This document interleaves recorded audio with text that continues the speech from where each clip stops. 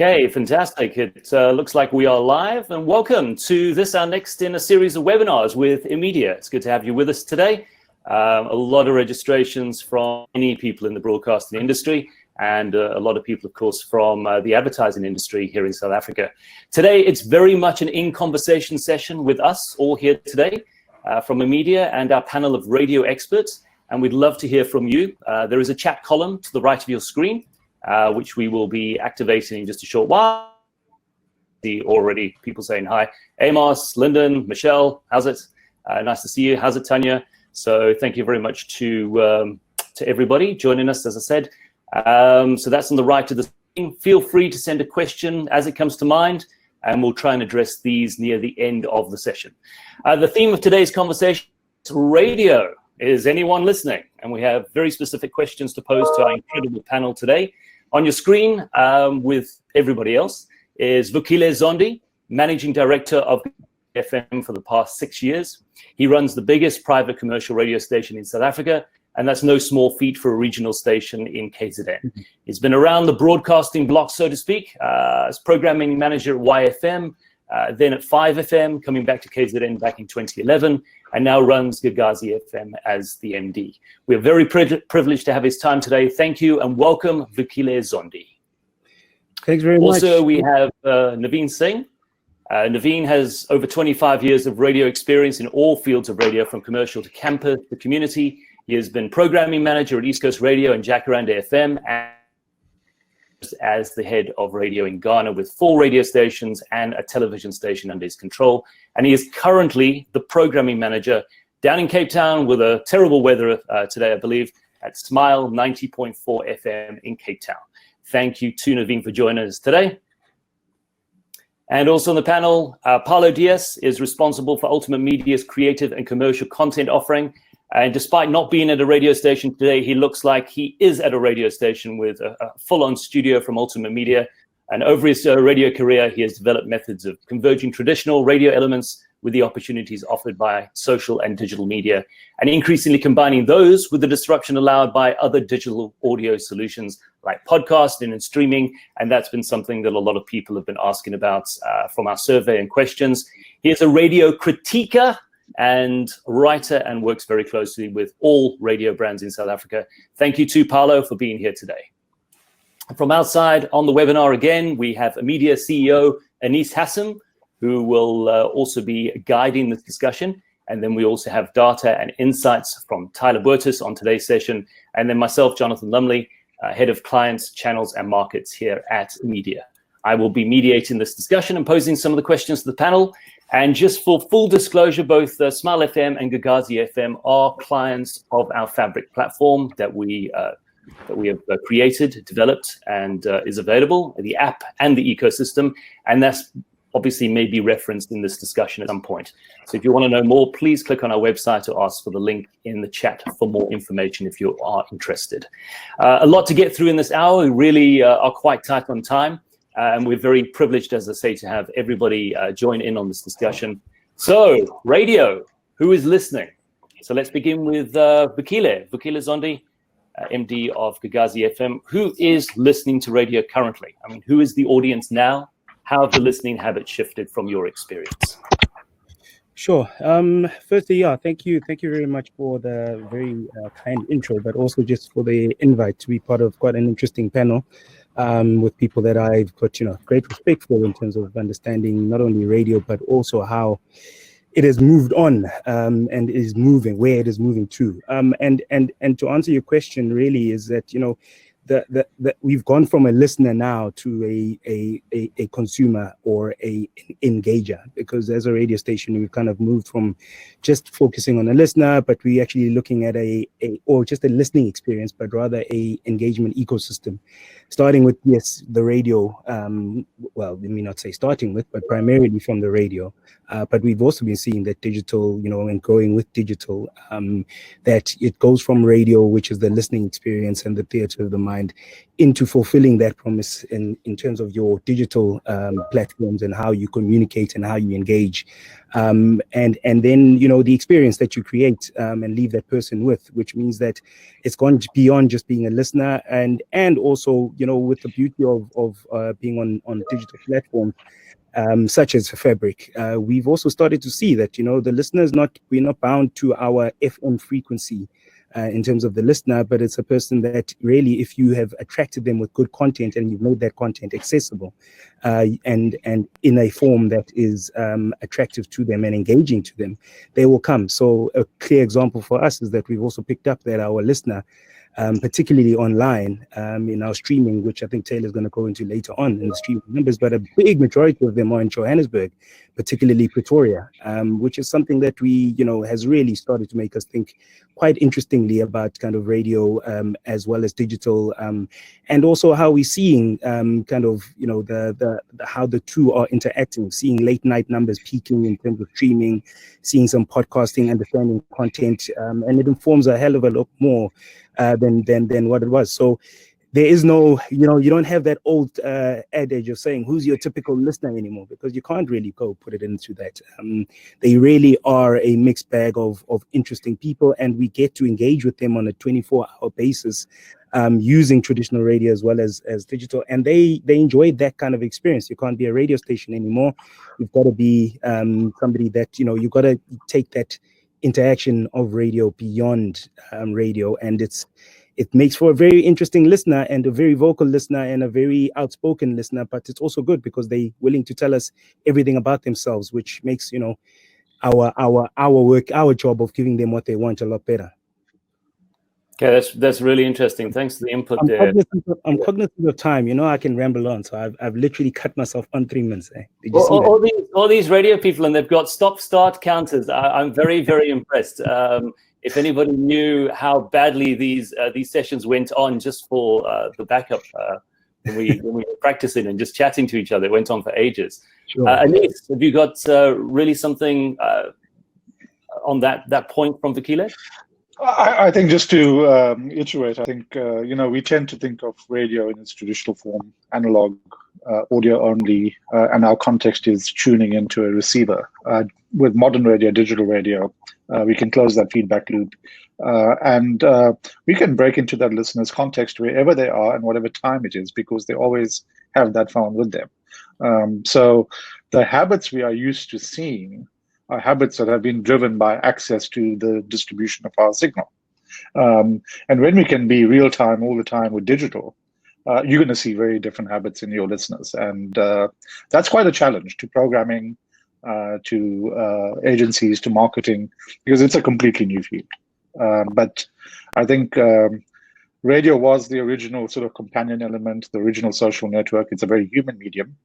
And out of all of the current media types that are now challenging for attention in this engagement economy, I think there's still a feeling of, I don't want to just step into the sewer of the public social. I want to engage in a community I can converse with and I can establish identity with. And that's a very powerful attribute for radio in this next age, because it's taking that socialized behavior audiences already know. You don't need to teach them anything. We just need to be receptive and open. Indeed. Vukile, if I can just bring you in again, but in terms of this, just as soon as Navs is able to chat to us, sure. You said that listening habits have shifted significantly over these last few months.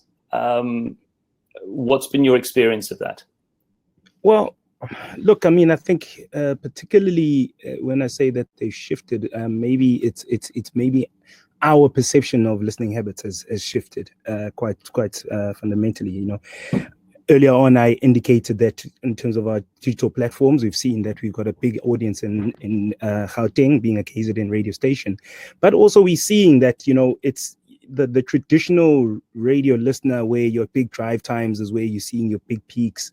You see a drop off in the evening. That's an old adage. It does not necessarily apply across the board. We see, late night shows on our side work very well, but also when you're looking at your digital platforms, the flow of listenership is not the same like that as that we know in traditional radio. We know that, for example, with us in the evenings, particularly because we've got quite a saucy sex show called Sex Indaba, as well as quite a riveting traditional show. KZN being a very highly steeped in tradition, Zulu tradition, you find a young audience that's very keen to know about their Zulu culture and heritage and tradition. So you see those streaming numbers going through the roof. Now, traditionally, this is a TV time or radio tapers off at this time, but you're seeing that the way that we perceive the consumer and the listener has been totally shifted, and we've understood into much greater detail who this listener is, what do they want, and it makes for, if you a person like myself who's very interested in knowing kind of what people are thinking and what your consumers' tastes are, you've got a much bigger, a better tool. And COVID-19 did give people a lot more time to consume the content and engage with content, and in engaging that, they're giving us a sense of what's going well, what's not going well. We're able to run little snap surveys, we're able to run little polls on air. The response on polls now has gone through the roof compared to kind of what we usually were finding, because you're dealing with people who are usually commuting, but now you've got your digital audience being a lot more stationary and engaging. So it may be as I said, it's maybe our perception of the listener has shifted quite fundamentally. Awesome. Thank you for that input. Now, can you hear me now, John? Working. Yes, we hear you. Okay. It's just the same. When you're doing a crossing, it's exactly the same. It's like Cape Town weather. That's sometimes why FM frequencies do work. Following on from what Anice was saying, and the question being, who's listening now? I think we entered a very different time in our history of radio. It was a time when people had more time to listen. Day parts didn't mean so much anymore. It wasn't drive time. Every day part was important. Every show was important. What presenters said in every show was extremely important. And, from a small 90.4 FM perspective, we were very keen to make sure that we engaged, we entertained, we empathized, we interacted with our audience. And that's where digital played a very strong role. And you know what? We also needed to listen, because a lot of people were stuck at their homes, listening to their family members, and after a while got tired of them. So we needed to pose be that true companion, which not only spoke to you, but listened to you. And that's where I think digital played a very important role for us, because it also guided our conversations. What were people talking about? Was it just about games night? It was having those Zoom calls that, you didn't have anybody to tell anybody that you had a big Zoom call. So radio gave you that platform that allowed you to share some of that. We knew our listeners were looking for companionships. Very important for everybody was some degree of credibility. Music was obviously important. We had to be responsible, and we wanted to bring some degree of fun. It's not a great time to be alive right now in certain instances. So where we as a radio station could perform a number of roles for people, and that really came to the fore with our digital engagement with our audience. And Naveen, if I can build on that, I think, one of the things that is radio's strongest asset is its trust quotient with its audience. It's a very trusted medium, and it's curated. So, a listener can actually engage, feeling like, okay, I'm getting information that I can trust instead of the noise that's out there, and it's relevant to me in my context. And there's two things that we can control in the modern environment now with our broadcast. Of course, it's our real-time broadcast, that audio signal that's going out on air, and that's been the case for 120 years. The difference, and just to build on Vukile's point, in that analog broadcast, we were passive. We had to wait for the listener's context to change. In the car, in drive time, they were captive, they could tune in, and it was a fight, to don't change that dial. In the digital space, and particularly when you are able to engage directly and intimately with your own audience, not through Twitter, Facebook, and the usual sort of social media, you now have a second real-time lever. And what that means is the feedback loop from your audience. And again, building on Vukile's point, like with Sex Indaba, you can illuminate that audience and make them stand up and sit up based on what's happening in the real world out there right now. And I think that's something that even when we look at how Smile has used notifications and outbound engagement around COVID and becoming a very trusted source of consistent, regular news. I might not consume Smile's music and turn their stream on anymore, but I definitely get their information flow because it's qualitative. So we're now able to control the real-time broadcast and control the real-time call to action on digital. And when you use the two together, it makes for absolutely sizzling radio, whether that's entertainment radio or current affairs or just a moment of fun because something funny happened in the mall and now everybody's talking about it because you can give them the video, you can give them the audio, they can give you the commentary, and you can kind of mix all of that in the real time. And then so it's not single spectrum anymore. Exactly. So just going back to something that Vukile brought up earlier, and maybe Navs, you would agree, and I see on one of our chat channels coming through, Lyndon Johnson has just said that, LM Radio, for example, has a big streaming listenership in KZN. Listeners are no longer geographically boxed. Now, it's something that Vukile brought up there about having a very large listenership from Gagasi's side, from streaming perspectives in Johannesburg. Is the same true for a Smile, or any other commentary on that point? I can illuminate this, Jonathan. About 30% of our all of our customers' audiences come from outside the FM footprint, on average. Okay. So Smile, for example, has about a 30% digital audience that does not come from Cape Town. It's the same with Gagasi and other broadcasters as well. Yeah. And you know what that also talks to the power of is the power of the diaspora. As human beings, we move, we travel, we flex, but home is always where home is. So I know, for example, there's a Smile listener in Tibet. Naveen, I think you know what I'm talking about. It's our meditation. It's our meditation moment. It's a meditation moment. But somewhere on the other side of the world, but connected back to home. Yeah. And we see that very powerfully. Back again to the relationship that you build up with your radio station. So coming up in just a short while, and how's that for a radio tease? In about 15 minutes, we've got Thaila, who's on screen now, who'll be highlighting some of the engagements from the audience on our platform through the stations. And that should be make some for interesting insights into the app. Just as a reminder, just on your right-hand side, there is a panel. We do ask you to post some questions, and we'll be getting those. We'll get into those a little bit later on. Naveen, specifically though, new features, shifts in programming. How has that changed? What's being consumed? With the COVID updates, dropping of traffic in sports, adding of features. What exactly was Smile doing over this period? Well, Smile is very famous for amplifying the good news in the mother city. And we knew as we went into the lockdown, the amount of good news we could find and then create and then talk about was going to be extremely limited.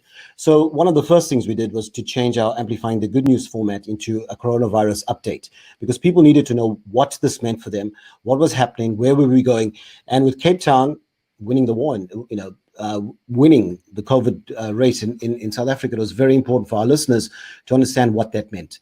So, we started very strictly surrounding everything around our news product, making sure that we were credible, we were reliable, and we were up to date. So we changed all our news broadcasts to be coronavirus updates, focusing very securely on South Africa and then on Cape Town. And then as we move through the lockdown phases, was to bring in what's happening internationally as well, because we needed to understand where we were going. So that was very important for us from a strategic perspective right up front. Then there was also a need to start to see what was the audience engaging with. And when the 21-day lockdown first started, if you look around, most habitual psychologists will tell you that it takes 21 days to start a habit or break a habit. And that triggered off an idea for us to start the 21-day lockdown challenge. So what was our audience going to be doing in the next 21 days that was going to change their life. Some wanted to do a whole range of things, to learn new things.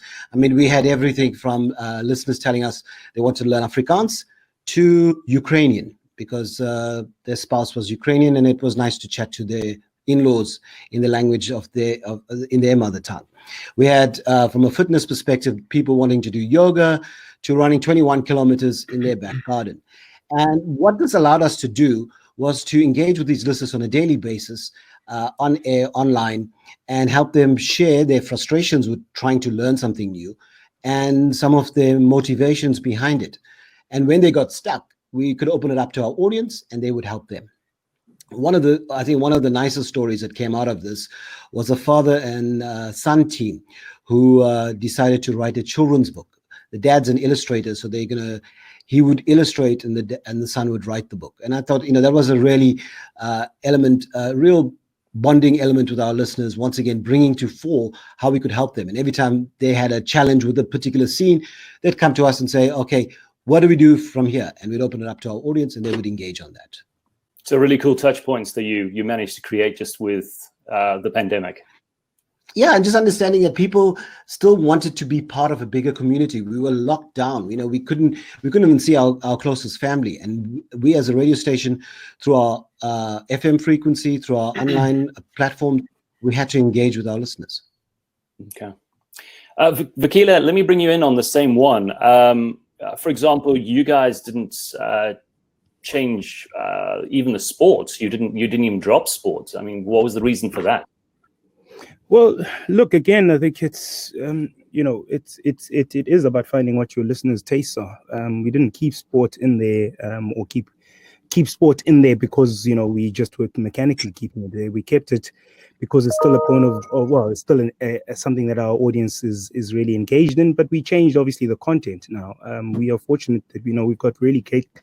Our presenters are great. I've got great relationships in the sporting world. I've got Mike McCabe, who's a co-host of the show, who's got really great contacts. Our guys are constantly doing well. So we really got to do some great content, bespoke content with players, the Sharks, which we are a partner with, chatting to some of the players, looking at doing some rewinds of the past, getting some really in-depth kind of personal interviews with various coaches and the likes. And it kept people, people to sports lovers, of which I am one of them.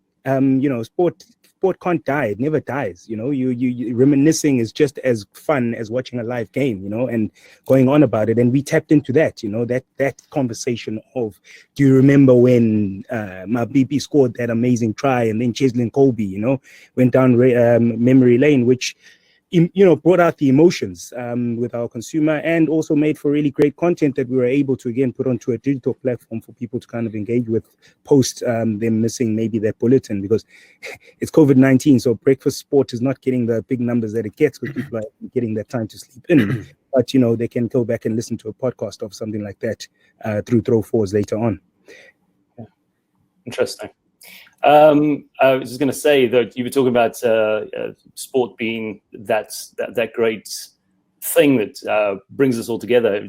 Looking at the date today, it's 10 years ago today that we had the first Soccer World Cup match being played in South Africa. Just as a note, 11th of June. Okay, yeah. In about 3.5 hours time. 3.5 hours time, actually. Yeah, exactly that.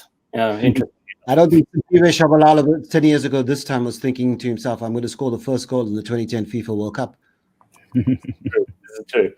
So let me bring in Paulo here. Paulo, you work obviously with Ultimate Media, and as a specialist radio agency, was there a drop in advertising? I mean, this is rather a scary thing to ask you, but it was something that came through quite strongly in the survey. When COVID began, what was your experience of this? Not so much drop off as like a complete disappearance, especially on radio. And it became quite difficult to get clients onto radio despite what we're seeing as very positive numbers. And listen, I think notwithstanding that a lot of products just weren't able to sell their product. So there's no point advertising something you can't sell. And then consumer confidence also played a big role in that. So I think we sort of understand that and separate it. We took a look and had some conversations with advertisers and brands as to what they were experiencing. And we took a look at brands and sectors that are radio friendly and often use radio really well. And just what their challenges were. Obviously financial services, even though they could trade, they had their own problems in terms of the banks having to dig into their own pockets to help their consumers out. And then insurers and funeral policies and income protectors and that sort of product being cut or being minimized and being hit that way. The fuel sector, which has also used radio very well, had a product that at one point became worth nothing. And with people not being able to go anywhere, what's the point of trying to sell your product? Mobile networks and retailers, there was virtually had a monopoly because people had no choice but to use them. And retailers, why advertise when you got people queuing out the door? And then vehicles, even though they were initially shut down and then could sell afterwards, and I'll speak to this point next, is that they didn't have a platform they were comfortable with to advertise on. And we look at the things that radio does well, because I think people smarter than me will talk about advertising in general, but we just look at radio, and radio does a few things really, really well, and suddenly those things disappeared. So if you take, for example, we've all, and the people on this webinar know it's to not be true, but there's the myth of the drive times, that in the industry it's perceived that it's drive time or nothing, and if there's no drive time or you're not in drive time, don't be anywhere else. And naturally there was no physical drive time, people weren't moving, so advertisers opted for the nothing else.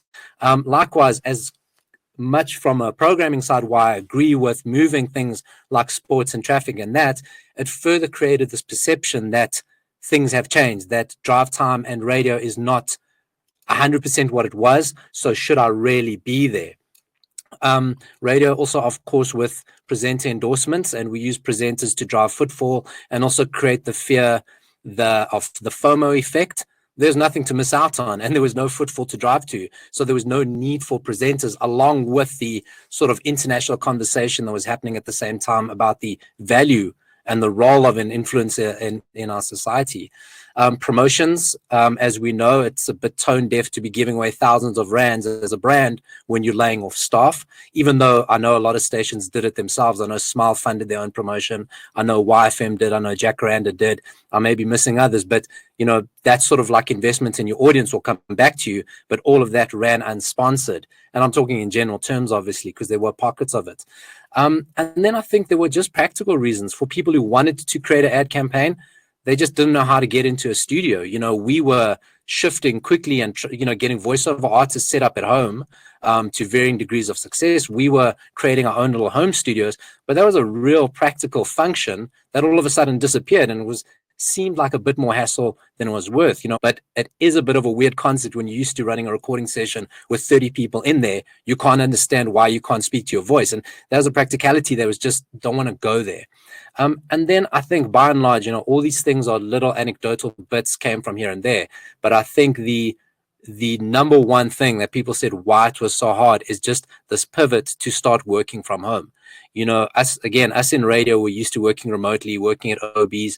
We're not bound to an office to a large degree. But if you're in a creative agency or media agency, there is that culture of being in the office and being behind your desk. And suddenly you can't send out briefs when you can't even get into your emails. And that was a massive, massive human side of it that actually slowed things to virtually stopping them.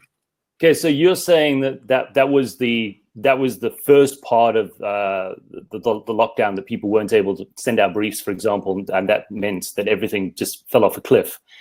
We did have a comment from somebody who's sending a question through to say, was it all sectors that you found at first? Yeah, we pretty much found everybody just completely slowed down. I think it was almost this feeling of it's the right thing to do and we're all in it together. And I think it's just nobody really wanted to be the first to step out of line. South African corporates are very good in their own governance and want to be seen to be doing the right thing. And you don't want to be the one who's not almost towing the line. But we've started to see it come back on, and you're starting to see a real shift in the change of strategy and messaging and perception and how brands want to be perceived in this. And we're starting to see it slowly trickle back in, but with a really, really different way of communicating that we have before. Okay, because that is one thing. Sorry, Nav, I know you've got a question, but Lance Rothschild actually asked, how can radio grow its advertising share in a COVID-19 economy? I guess you guys have strategized around that, but go for it, Nav. I think it was an extremely interesting time because we had to find touch points, we had to find sponsors who were keen on understanding what we were trying to achieve. We ran 2 campaigns that were both sponsored over this period. One was upfront, the self-isolation survival kit, just playing on the fact that we're going to self-isolation at that stage, just as we broke into, as the lockdown was mentioned, and the idea being that what would make your home ultra comfortable. And I mean, we put a prize together with TVs, Xboxes, pajamas, blankets, the whole thing, even 48 toilet rolls, because at that stage, we were all buying toilet rolls. Goodness knows what we're going to do with it. I'm prepared to swap some toilet rolls now for cigarettes if anybody's interested. But the point of the matter was that if you came up, I think, with a catchy, clever idea, which captivated your audience, is always a good thing. And with our self-isolation survival kit, we saw that capture our audience just by, we wouldn't know if it was Rams, for example, because it'll only come out in a year's time. But just on what happened on our website and our app, it just blew up. And, it was just enormous how people were just engaging on this idea that they could have this perfect home for the lockdown. And that was for us tapping in and seeing an almost immediate response. Sorry, Anice. Almost immediate response to it. Yeah, I think just to build on that point, there's this, we all saw the effect of COVID, right? Everybody rushing to try and work from home, as Paulo says, and that disruption. And then, from a media perspective, it was all streaming. Netflix suddenly blew up and, we're doing Zoom calls. What we're seeing, because we have a ability to look into that digital audience, is exactly the same thing happened to radio. And that's what Thaila's going to talk about. And it's exactly what happened, for example, Naveen's audience. His engagement doubled or tripled in this period. So, when we talk about how brands and advertisers need to take advantage of radio in this new space, it's also educating them to tell radio's modern story better, because they don't know that. I mean, hell, we barely know that. So when we look at it, we are benefiting as a trust medium, as a port in a storm, that companion element from any kind of emotional event. I mean, whether it's happy, like the Rugby World Cup, and we want to start engaging and having our opinion, or whether we, huddled in a bit fearful because what does this COVID thing mean? And can I connect to the broader world out there? Radio has been a constant companion. Now, we've got to figure out and tell the story of what modern radio can do when we have these kind of opportunities. And it comes down to we authentic, we trusted, and we intimate in a way that other media types cannot be. Good point. Okay, well, let's bring in Tyler. On that. Insights. Sorry, now. Just before you go, I just want to bring one more point, just on the streaming element, and I know Tyler will speak to how well we've done. At the base and at the core of for us as a music radio station is our music. And yes, we put a lot of research into that, but we also needed to understand that things kind of somewhat changed. And one of the things we ran, which we saw, and you'll see in Tyler's presentation, was huge uptake on streaming when we ran our top 500 songs of all time. And we're a 80s, 90s kind of radio station, but what we decided to do is we're in a period where we also understood that a fair amount of people had listened to their favorite music. They had it on a number of streaming devices. But if you kind of curated something that gave you an extreme, the best songs of the last 50 odd years, and played it to them over 5 days, people engaged immensely. And I think that's probably the best way to lead on to Tyler showing you what happened with our streaming. Okay. Vukile, you were going to interject before I introduce Tyler on this point.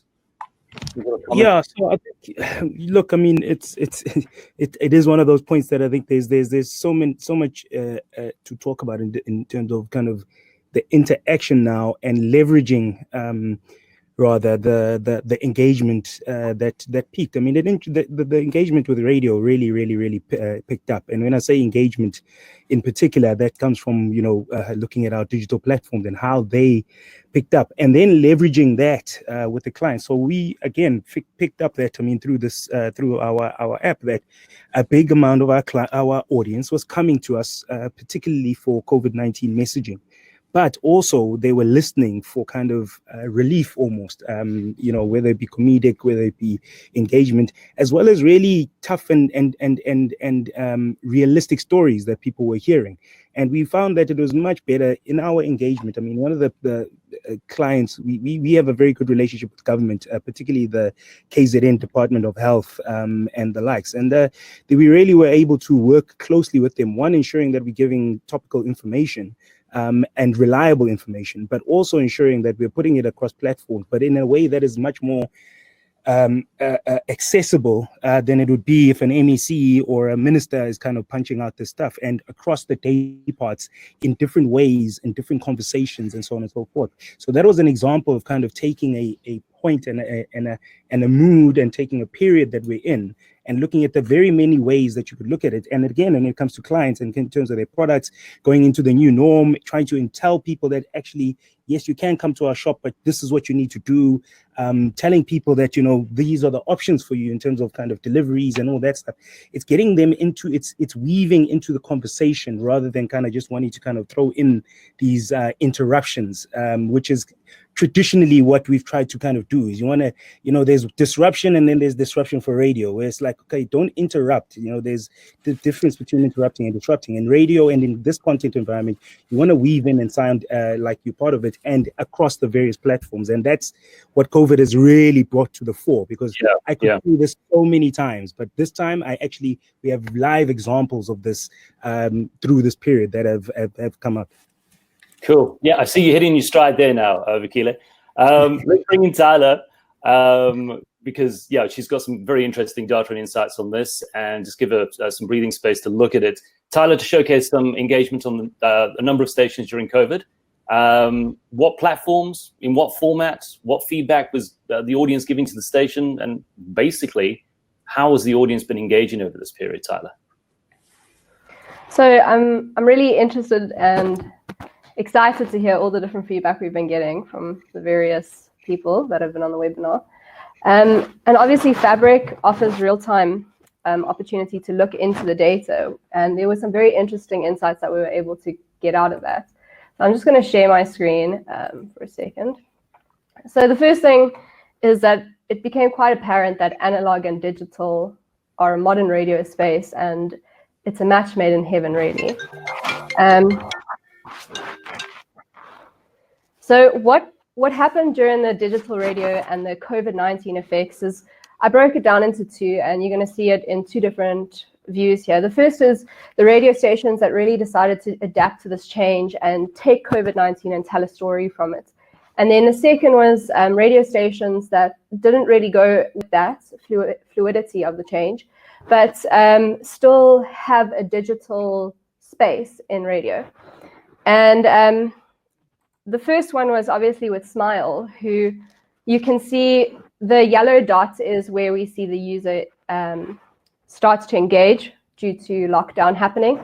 So on that is the week that lockdown happened. And you can really see they started to hit an exponential growth.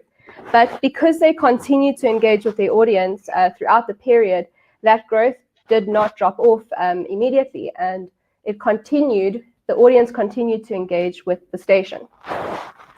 Now, if we look at another radio station that adopted a digital platform earlier on last year, but they were not telling a COVID-19 story or really adapting their content for that, you can see that their audience is still growing and the engagement on their platform is still growing, but not at the rate or the exponential level during lockdown. So there again, the yellow dot represents when we went into lockdown. But they just started to take an uptake, but not as that exponential growth shows. And then if we look at, so this is these stats were the app particular engagements and the two-way engagement from the audience. And then over here we have the streaming numbers. Again, it goes to Vukile's point from Gagasi. And on that yellow dot, you have lockdown happening. And you can really see that they had a very similar trend on their radio station, but it almost just jumped up a level. And everything continued at the same fluidity, but just a whole new notch up. And now, if we look at a radio station that didn't really embrace it, they still are having a growth in their uptake, but not again at that rapid rate.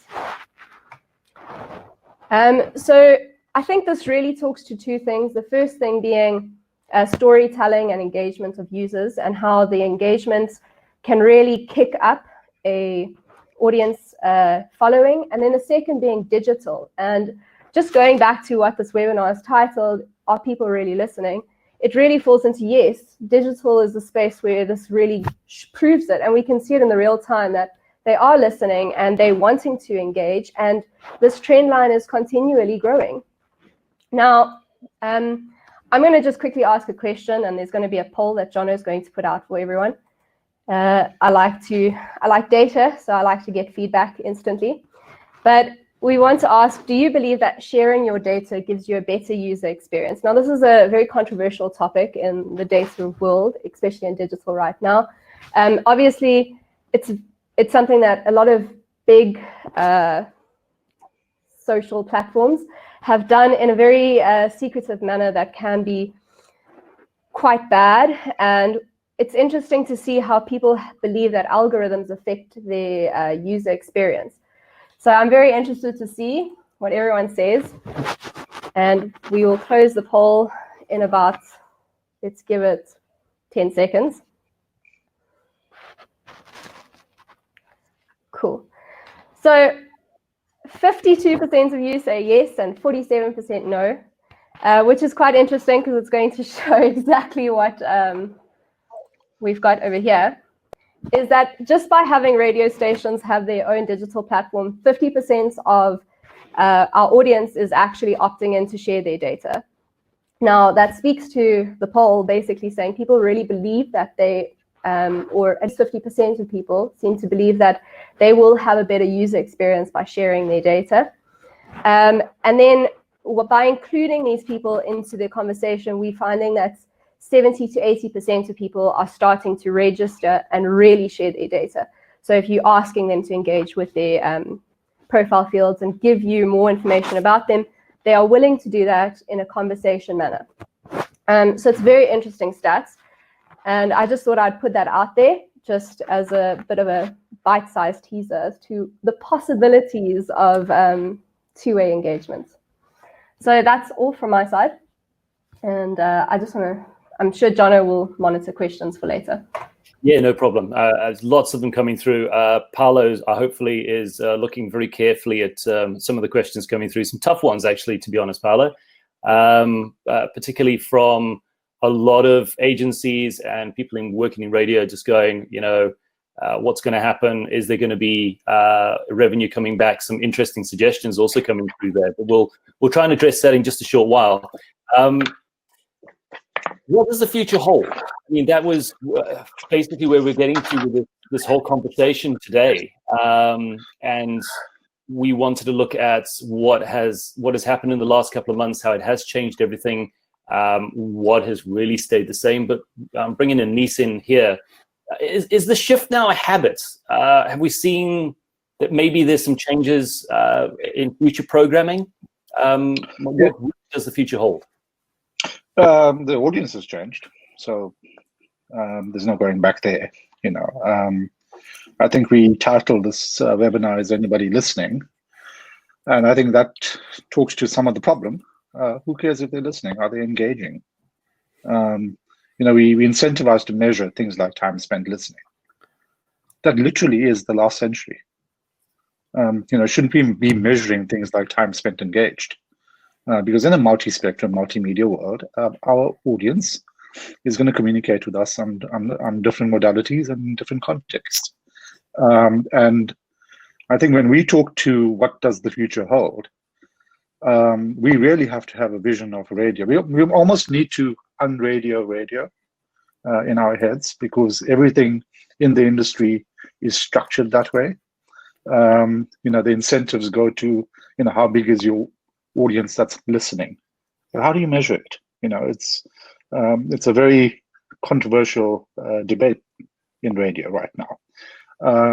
Whereas we can absolutely tell you, if you've got the right audience engaging with you, and you can match them to partners and brands who wish to add value and service into their lives in an authentic way, then radio is a very strong curator and mediator between that audience member and his sort of and his life. He's going to engage with brands that come to him via his radio experience, because he perceives they're part of his radio community.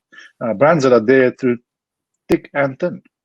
It's very important. Radio is a community. You don't just come in there, make a bit of noise, and then disappear. Your audience doesn't respect you for that anymore. That's the old age of mass media and everybody's a number. But now we're digital. We have a voice. We have an identity. We belong. And radio really, the superpower of radio is that it always has been community. And the big difference is with digital, where that feedback loop was very thin in the past. You got a self-addressed stamped envelope, or 10,000 people tried to dial the 3 lines in the studio to tell you what they thought.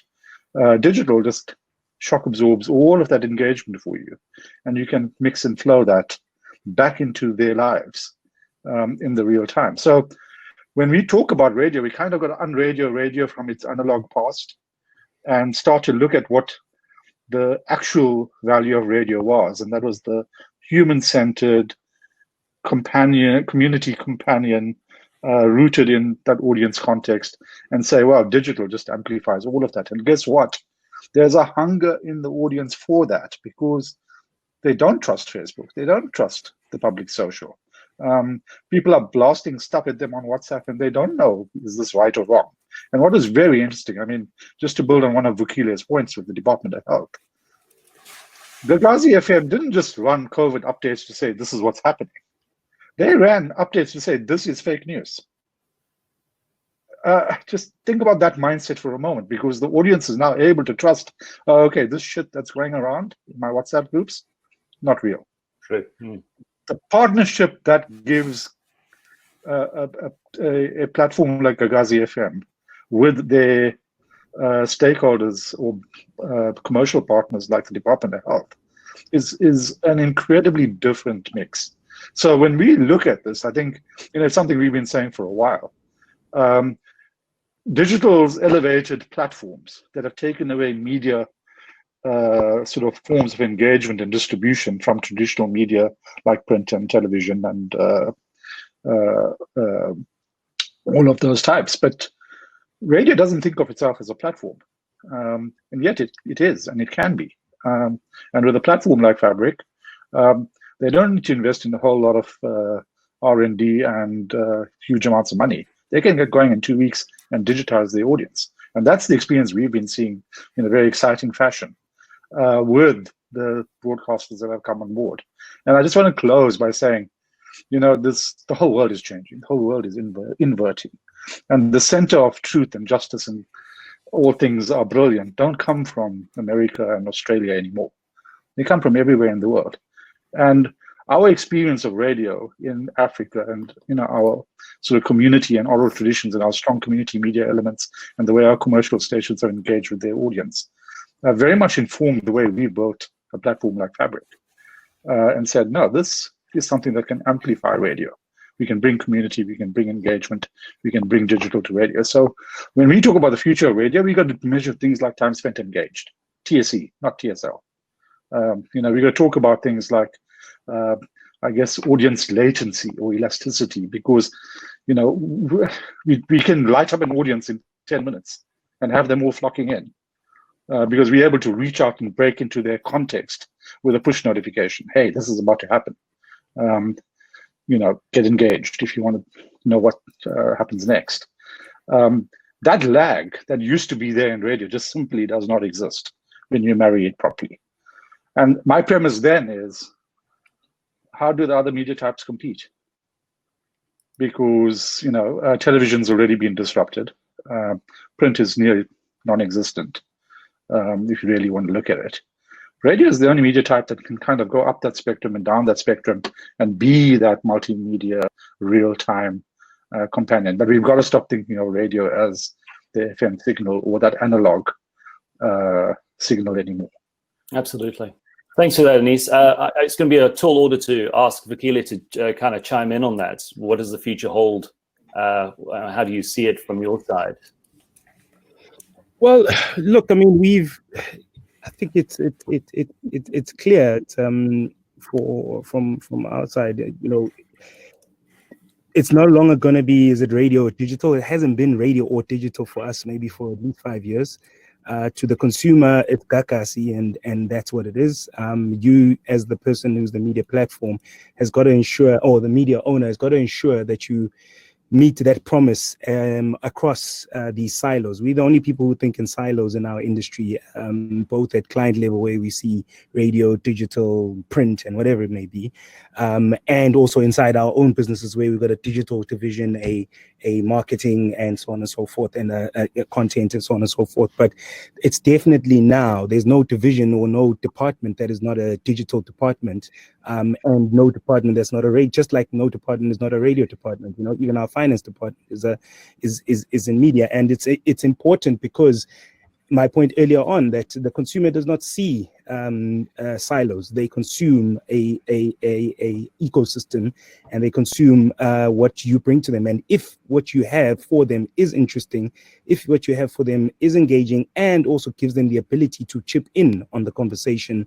have their say on the conversation, have their say heard on the conversation, and agree or disagree with people, it really enhances the conversation. So you take radio into it and partner with digital, and the listener is empowered to really chip in on the listener is empowered to be more than a listener, be an engager and a consumer.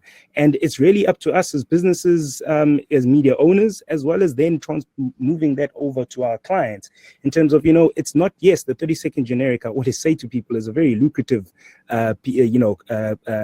piece of inventory, but it's not really we sell ourselves short by really going around the 30-second generic. There's a lot more into weaving conversations into content. There's a lot more into taking clients into communities, the various communities that are within the greater Gagasi consumer, and then also ensuring that we are creating an engagement experience that is being enhanced rather than being disrupted or interrupted by clients. And that's what we particularly enjoy working with Paulo and the guys at Ultimate Media, because of the fact that it really is about challenging every single time a client brief comes in.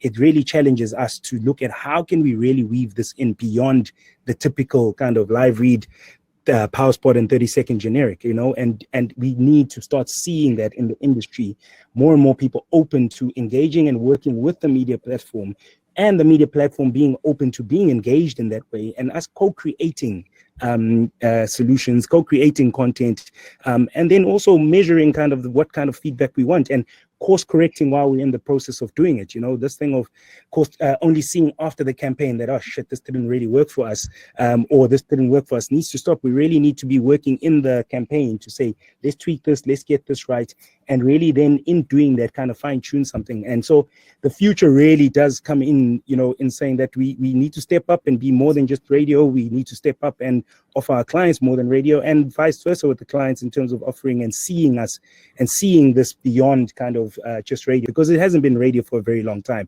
If you're actually honest about it, it's been beyond radio for a very long time for all of us. But we kind of go back and say, hey, radio and listeners, because that's kind of what the general conversations and the jargon says. But it hasn't been the reality for a long time. Yeah, absolutely. Navs, let's get your input just on that quickly before we take a couple of questions, because we will be running out of time. And yeah, if you've got something to add. Yeah, I support Vukile and what he's saying. And I think one of the key things, and, with guys like working with Paulo and the Ultimate Media team and a number of other members of agencies and clients that start to understand what we're trying to achieve. At the end of the day, they give us objectives that they want to achieve and allow us that latitude to put a message out there, look at it and see whether it's interacting. And one of the, I think the biggest advantage radio together with its digital offering has is that we can tweak. We can say, you know what, I heard that on air, it sounds fantastic, but it's not getting a reaction. What are we doing wrong? And we can change that tomorrow. And we can change that on Wednesday. And we can change it again for the weekend, because we know the audience engagement at that stage is slightly different and how they would perceive that message. And I think that's something that we as radio professionals and now multimedia professionals can start to look at, adapt, change, and allow the best possible outcome for our advertisers. Absolutely. Thanks. I mean, it segues quite nicely to a question from Michelle saying, what is the new way clients are looking at communicating? And I'll bring in Paulo at this point, because you've got to look at a broad spectrum of tools that are at your disposal now. As you mentioned, convergence specialist, what does that mean? But you've got to bring in the full suite of products available in your toolbox. Yeah, and that's it. And there's, the word silos keeps coming up, and and I'm glad Vukile and Naveen appreciate the disruption that Ultimedia bring, because we're going to continue bringing that. And that's what clients are going to demand of it. They're going to demand that we break down things even further. And we all sit here, we all understand that it is no longer FM versus digital, whatever. However, we're seen that way. We still are seen as a radio buy, and radio is very expensive. So we have to develop a way of taking those audiences, these new massive, or these growing audiences that have been found, how do we break them down a little bit more, and how, using products like Fabrik and others, how does that allow me as an advertiser to speak to the people that only I need to speak to on your platform, and compete with other platforms that allow me to do that. In terms of messaging, we are going to see the trust elements come up huge. We are going to see safety, it goes back to advertising 101. What are my needs? Safety is going to be a big thing, and whether it's safety in my finances or safety in my personal health, that's going to come a big thing. And I think clients are going to ask a lot more of the radio stations for a hell of a lot less, and we need to be open to that, because the reality is listenership is up, but revenues are frighteningly down, and we need to pay school fees out of this medium. So I think that's the adaptability and the openness, and the silos are just going to be completely flattened as we adapt to what advertisers need us to do for them. Something I want to ask, and chip in anybody if you've got an opinion on this. Aaron asked, but does the age of the audience affect their digital engagement with the station? So, i.e., does a younger audience engage more, or are older listeners equally savvy and receptive to digital content? Thaila, first you. I think on that note, I think it really varies. But yes, of course, the younger audience is driving more of the engagement. But you also now have a lot of the younger audience, as you can see with just the non-boxed location. People are moving within locations. So, for example, with Gagasi, they've got an audience in Johannesburg that might be what was the once nostalgic listenership, now working in Joburg and listening there. So this is your young listener who's now moved to be a career focus in Joburg, and that's what they're listening at, and they're engaging because they're missing maybe their hometown and they want to engage. So you've got maybe your younger audience, but we are noticing that it kind of piles a lot higher into the working class ages.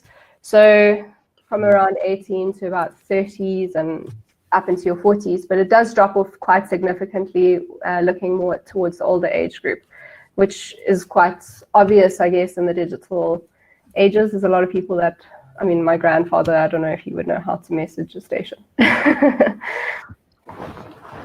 I hear that, Thaila, but I think, we're unashamedly a 35 plus radio station. We do target the older market. And by virtue of the engagement numbers you've shown, they're engaged. I agree. They know how that phone works. Everybody knows not how a to brick in their WhatsApp, pocket right? anymore. So it comes down to programming, it comes down to your relevance, but I think people of all ages will engage, right? And it's up to you really what you do with that audience. And just to close on just one last thought, that intimacy that you have with your audience, and what we're seeing with our broadcasters is that intimacy and that engagement from their private social environment through their Fabrik platform is far, far greater than the engagement they're getting from the Facebook and the Twitter and the public social. And I think that's a story that needs to be told a bit better. You don't need to depend on these external platforms for that engagement. Not to say you don't do it, but if I can talk to you directly, why would I want to talk to you via Facebook? And certainly that's a trend that we're seeing very, very strongly, that sense of belonging and participating. Yeah. And if I could just jump in there quickly on that one as well, you know, working with a predominantly young audience, but also an audience that traditionally, because it was Black audiences in the middle LSM, the low to middle LSM range, there was this perception that digital is it's not something that, you know, they're not big on digital. And we have always said, and I think it continues across the board, even into the age conversation. It's a bit of a past thing where we used to kind of look at, you know, which age groups engage more. If you make the content riveting, people will come through. Whether it is Black, white, whether it's young audiences, old audiences, I know for a fact that my mom loves listening to, I've got DJs walking past making funny faces. Sorry if you see me smiling, but my mother loves, she's very, very, very Christian. So she loves watching YouTube videos of TD Jake's sermons, and I never even knew my mother could actually beyond typing a WhatsApp. So the point is if the content is riveting and engaging, people will make a plan, people will make a way of prioritizing their content, and they'll engage with it. And digital does give that opportunity for a person to engage with it in a accessible way, and just as accessible as radio is as well. So it really all depends with digital on the value that the consumer that you're speaking to attaches to the content. It's no longer about age, demographics, or any of that. Very true. All right. Well, that really is all we've got time for today. It sounds like one of those old radio hosts, if you can remember those times. Sorry, Anice, I just want to bring you into this one particular question, which was posed to us to wrap it up. And that was, now that we're not permitted to hold public promotions or gatherings or events, how can we still stay close to our listeners? And the answer is? Talk to them, because they want to talk to you. And I think that's the point. You know, like I think in both the Smile and the Gagasi experience of two broadcasters who are with us today, you can spin up a micro community in your platform within 3 seconds, and invite them in to have that dialogue, to have that conversation with you, to have and co-create that event. And I think that's interesting, because that's where we've got to push the boundaries of this new space. The agencies, the brands, the radio creative teams, and the entire sort of ecosystem has got to come together and be willing to do some learning to discover what is possible in this new space. And we've got to, as Vukile particularly said, we've got to learn to collaborate and co-create, because this idea of post-campaign analysis, you know, all of that is over.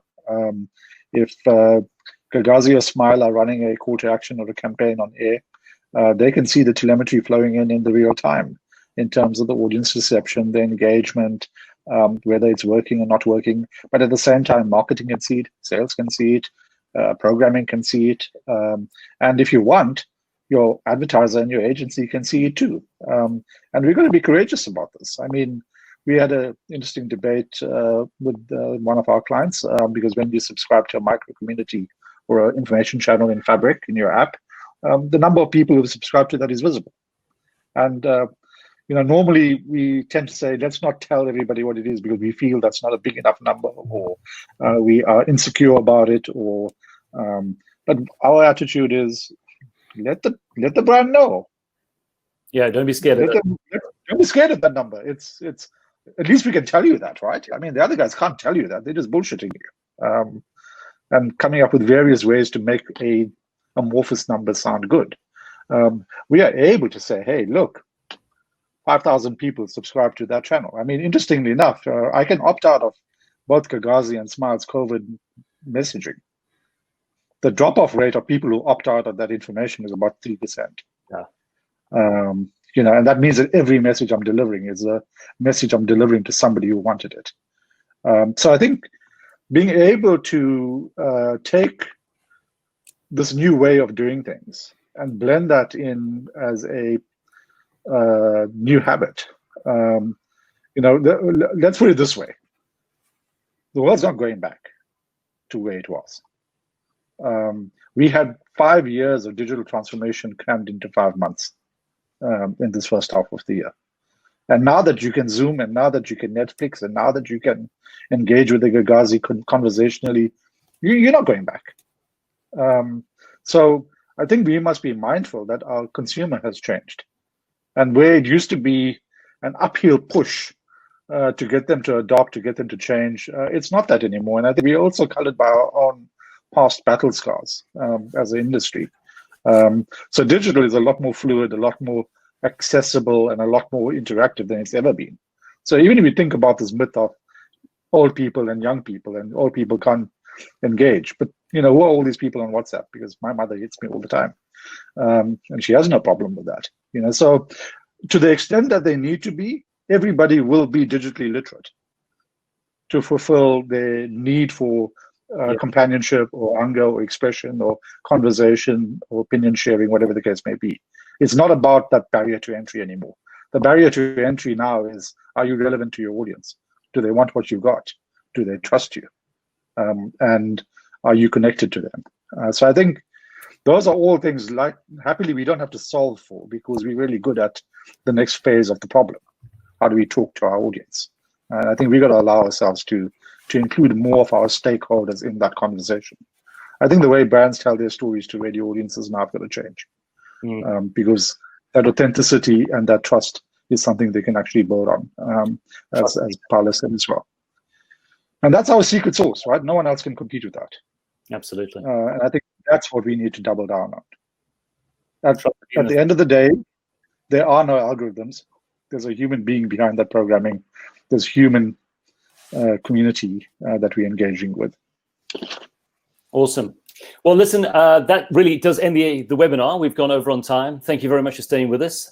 Thank you again for joining us. Look out for future sessions. We've got more webinars on the way with the media.